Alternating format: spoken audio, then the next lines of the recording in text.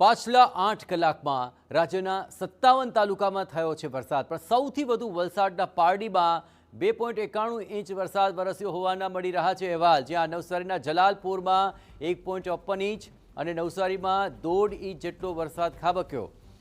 વલસાડના કપરાડામાં પણ 1.26 ઇંચ વરસાદ વરસ્યો છે। નવસારીના ચીખલીમાં 1.18 અને સુરત શહેરમાં પણ 1.18 ઇંચ વરસાદ વરસ્યો। રાજ્યના 7 તાલુકામાં 1 ઇંચથી 3.5 ઇંચ સુધી વરસાદ વરસ્યો હોવાના અહેવાલ મળી રહ્યા છે।